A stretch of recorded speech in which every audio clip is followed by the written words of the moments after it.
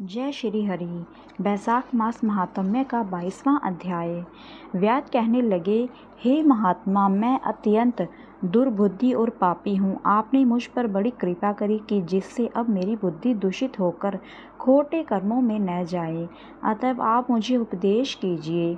व्यास के ऐसे वचन सुनकर मुनि ने उनको धन्य धन्य कहा और फिर उनको उपदेश देते हुए बोले कि हे व्यास, यहाँ पर धूप अत्यंत तेज है, न छाया है न पानी। इस कारण चलो कहीं दूसरी जगह जल पीकर और छाया में बैठ स्वच्छ चित्त से तुम्हारे सामने पाप नाशक महात्म्य का वर्णन करूँगा। व्यास हाथ जोड़कर कहने लगा कि यहाँ से थोड़ी दूर पर एक निर्मल सरोवर है, जहाँ फूलों से लदे हुए अनेक कैथ के वृक्ष हैं। वहाँ निश्चित ही चित्त प्रसन्न होगा। व्याघा की यह बात सुनकर शंख मुनि उसके साथ चल दिए और थोड़ी दूर जाकर उन्होंने देखा कि एक निर्मल सरोवर है।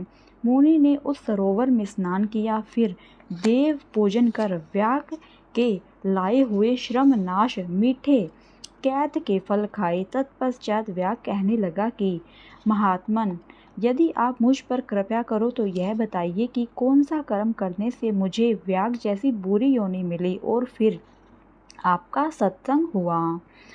मुनि हंसकर कहने लगे कि तुम शाकल नगर में वेद पाठी ब्राह्मण थे। तुम्हारा नाम स्तंभ और गोत्र श्री वत्स था। एक वैश्या से तुम्हारा प्रेम था। उसी की संगति दोष से तुमने नित्य कर्मों को त्याग दिया तथा शूद्र के समान रहने लगे। इस प्रकार तुमने आचारहीन होकर धर्म का त्याग किया। परंतु तुम्हारी स्त्री जो अत्यंत रूपवती थी, तुम्हारी और वैश्या की सेवा किया करती थी। तुम दोनों पलंग पर सोते, वह नीचे सोती, तुम्हारे पैर धोया करती थी। वैश्या के मना करने पर भी वह पतिव्रता वैश्या सहित तुम्हारी सेवा करती थी। एक दिन तुमने भैंस का दूध और मूली खाई तथा तिल भी खाए।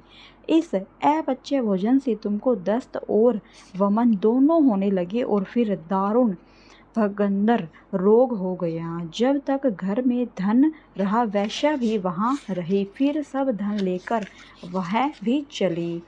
इससे तुमको बड़ी घृणा हुई और तुमने अपनी पतिव्रता स्त्री से कहा कि मैं अत्यंत निष्ठुर तथा वैश्यागामी हूँ। हे सुंदरी, मुझ पापी ने तेरा कुछ उपकार नहीं किया। जो अपनी नरम भार्या को मान नहीं करते, वह 15 जन्म तक नपुंसक होते हैं। मैं रात दिन महात्माओं और तेरी अवज्ञा करने से निश्चय ही पाप योनि में पड़ूंगा।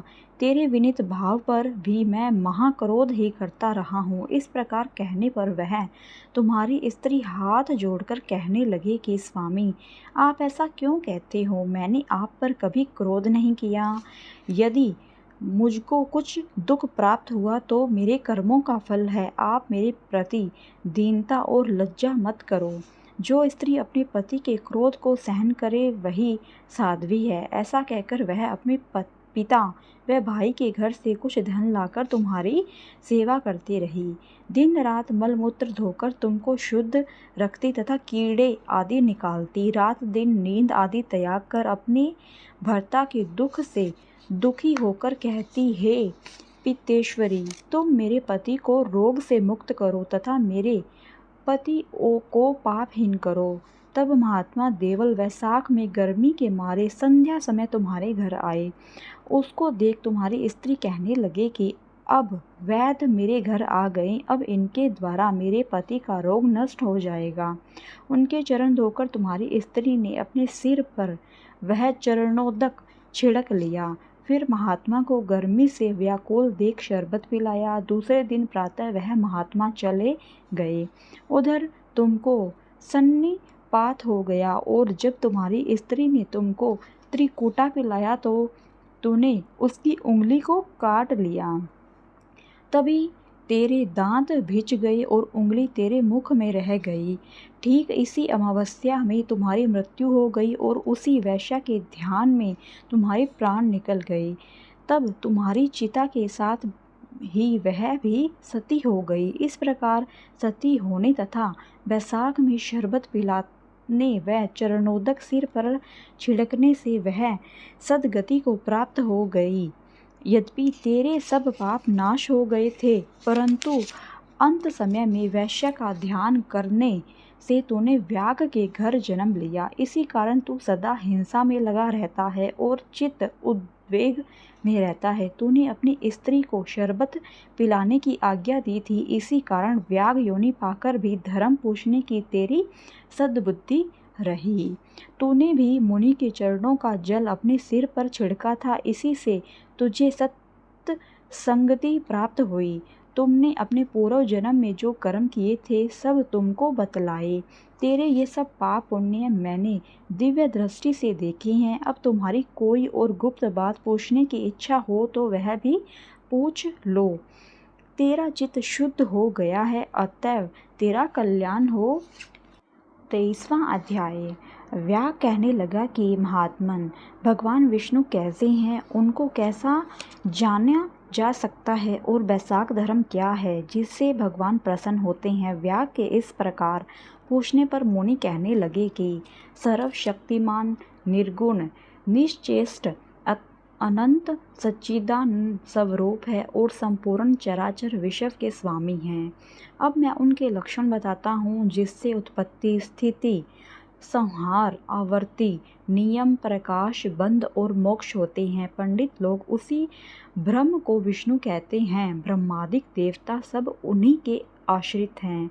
इतनी कथा सुनकर व्याघ कहने लगा कि हे ऋषि प्राण सर्वश्रेष्ठ क्यों माने गए हैं, यह बात मेरी समझ में नहीं आई। शंख कहने लगे कि हे व्याघ, प्राचीन समय में नारायण भगवान कमल योनि में ब्रह्मादिक देवताओं की रचना करके कहने लगे कि मैं ब्रह्मा को तुम्हारा राजा बनाऊंगा, और जो कोई तुमसे सर्वश्रेष्ठ हो उसी को युवराज। जब देवताओं ने बात सुनी तो आपस में युवराज बनने के लिए सब विदा करने लगे, और जब निर्णय न हुआ फिर भगवान को जाकर कहने लगे, भगवान हमको तो कोई भी सर्वश्रेष्ठ दिखाई नहीं देता, इसका तो आप ही निर्णय करिए। भगवान ने हंसकर कहा कि मेरे विराट रूप में से जिसके निकलने से शरीर गिर पड़े और फिर प्रवेश करने से शरीर खड़ा हो जाए, यही श्रेष्ठ है। तब जयंत भगवान के पैरों से निकल गया तो वह शरीर पंगु हो गया, परंतु गिरा नहीं। इसी पर गुहोंद्रिय में से दक्ष के निकल जाने से हरतहीन कहा गया। नेत्रों में से सूर्य निकल जाने से नेत्रहीन, नाक से अश्विनी कुमार के निकल जाने से बहरा, जीवा से वरुण निकल जाने से अक्षरस, और मन को चैतन्य करने वाले रुद्र के निकल जाने से तो जड़ कहाने लगा, परंतु देह गिरी नहीं, वरन पूर्ववत सब कार्य होते रहे। मगर फिर प्राणों के निकलते ही देह गिर गई और उसको मृत कहने लगे। तब सब देवता आपस में कहने लगे कि जो हम में से इस देह को उठाने में समर्थ होगा वही सर्वश्रेष्ठ एवं युवराज होगा। सबसे प्रथम जयंत ने पैरों में प्रवेश किया तो पंगुपन तो पट गया, परंतु शरीर उठा नहीं। दक्ष गुहोंद्रिय द्वारा प्रविष्ट हुआ, इंद्र हाथों द्वारा, सूर्य नेत्रों द्वारा, अग्नि वाणी द्वारा, रुद्र मन के द्वारा प्रविष्ट होने पर भी देह उठे नहीं। सबसे अंत में प्राणों के प्रविष्ट होते ही शरीर उठ खड़ा हुआ, इसी कारण सर्वश्रेष्ठ और युवराज बना। तब प्राण के सम्मान के लिए सब साम वेद का गान करने लगे। इसीलिए सथावर और जंगम आत्मा के लिए यह सृष्टि प्राणात्मक है। प्राण ही जगतपति है, प्राण बिना जगत कुछ भी नहीं है। धन्यवाद मित्रों, यह अध्याय यहीं पर समाप्त होता है। आगे की कथा हम 24वें अध्याय में सुनेंगे। धन्यवाद। जय श्री हरि।